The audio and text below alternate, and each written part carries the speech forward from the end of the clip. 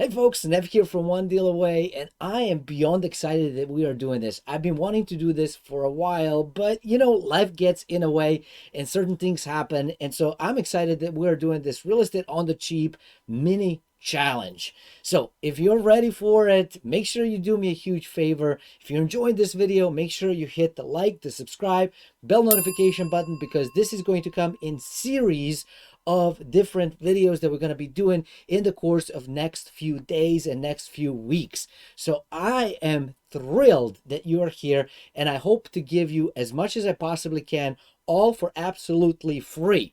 Now, what is Real Estate on the Cheap Challenge? Let's start with that before we go on to anything else. And Real Estate on the Cheap Challenge is basically a challenge. Whether you decide to accept it or not is your decision, to help you find properties that exist out there on off-market markets, if you would, that you can purchase for fraction of the cost. Not just the market price, I'm talking the assessed value that the government puts on these. I'm going to explain to you what they are, where you can find them, how you get into it, and all kinds of different and cool things and strategies. And I think it's going to be very easy when I give it to you very briefly of what it is.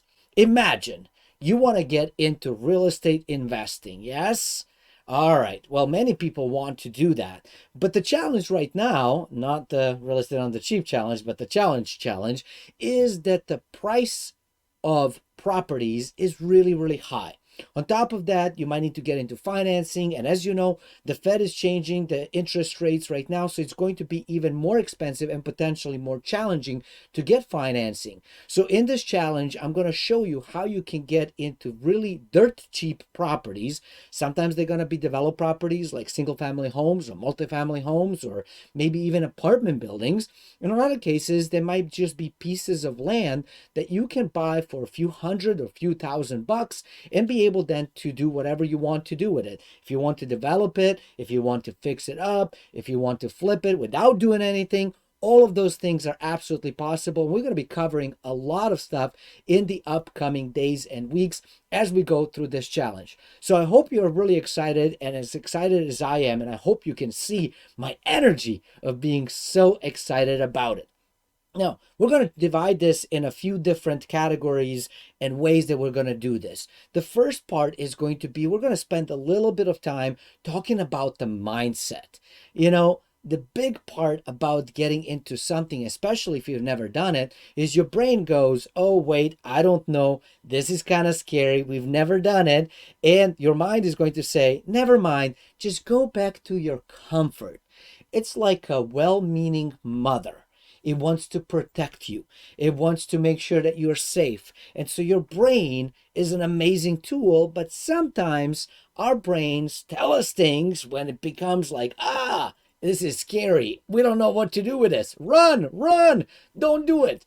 So we end up stopping ourselves before we actually ever reach success. Now, I don't know about you, but I can tell you that I have done this one too many times to tell you that it's absolutely true. Now, here it is. Have you ever gone through a seminar, a webinar, read a book or something where you read about the cool idea and you got so excited and you were like, yes, I can do this.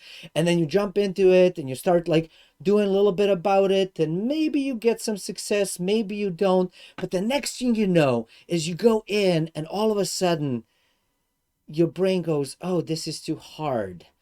I don't know if this is good. I don't know how I feel about this.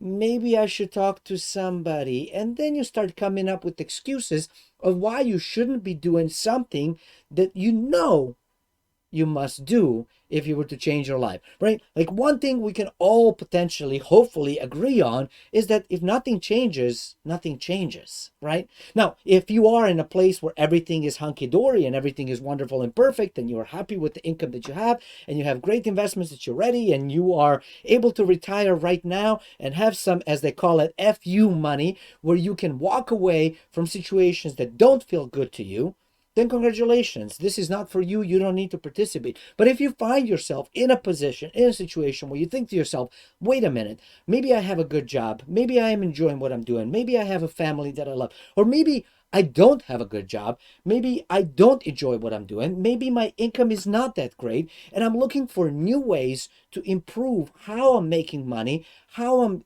basically making more money from the money. And I don't mind spending a little bit of time on a free mini course to learn about this opportunity and see, does it maybe make sense for me to do this? Now, if that is what your mind is saying, you should continue, not just with this episode in particular, but also subscribe to the whole thing and make sure you follow all of the episodes as they come out and as they're being delivered. We're going to go in, and like I said, we're going to talk about the mind, and we're going to focus about why is our mind doing certain things or not doing certain things. We're also going to talk a little bit about money, because you might be thinking to yourself, like, great, it sounds like a lovely idea to be able to find a property for much cheaper and then, potentially flip it and make some money from it. But where is the money going to come to actually get into that deal? How does that work? So we're going to talk about that a little bit as well. We're going to focus a little bit on some math. Now, before you walk away, because I said the M word, it's not going to be hard math. Let me explain. Let me give you an example. And if you can understand this, then you basically have all the tools that you need in order to move forward with this. Are you ready? Now, picture this. There's a property out there. And the market value right now is the average price of a home, which is about, let's say, $350,000. Great. That's the average going rate. That's what realtor tells you they can sell it for. That's what the buyer, whoever they might be, is saying, yes, I will absolutely buy it because I do see that amount of money matching what I want to get. So no problem there. And then it has assessed value of, say, $250,000, because typically in the healthy economy, the assessed value, the value that the government looks to basically get the taxes out of it, typically, not always, but typically is lower than the market value. Now, let's imagine there's a beautiful house, $350,000 is the market value, $250,000 is the assessed value, and it's being on the market right now, being offered at $29,000. Is that a good deal? Well, I know some of you might be saying, nope, that's not for me, and that's fine. Some of you might be saying, yes, that's a great deal. I definitely want in. And some of you might be saying, well, it depends. And those of you who are saying, well, it depends, you're likely an attorney or an accountant or maybe something else, maybe an engineer. I don't know. But the critical thinker in you is saying, well, it depends. And I agree with you. It has a potential to be a great deal.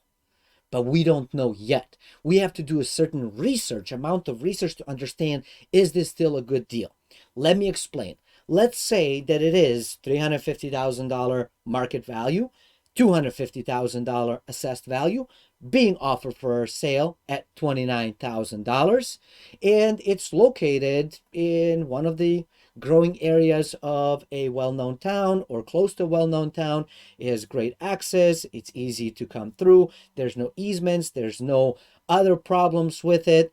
In that case scenario, yes, it's likely going to be a very good deal. Now, same house, same price, same valuations and everything. However, it's now located in the middle of nowhere. You can't get to it because it's surrounded by other people's land. There's no easement on it. It's on a steep slope and it's kind of falling apart. And the, individuals who might be good at building and developing and architects are saying there's no way you can build anything on it. In that case scenario, it's not a good deal, right? So if you've learned anything new, even by this point when we didn't even get started, make sure you absolutely hit subscribe, like, notification button, because we're going to be going into all of this and talking much more in depth. I just wanted to go in and introduce this topic to you. In the next episode, we're going to be talking about what specifically we are talking about when we talk mindset. So I hope you're excited for that. I hope you will join me in the next episode when we go in and go much deeper into the mindset, because that is the number one thing that we have to overcome, is ourselves, our own mind, our own viewpoints before we can do anything else. I look forward to seeing you there. Until next time, stay forever money blessed. And do remember, you are only one deal away.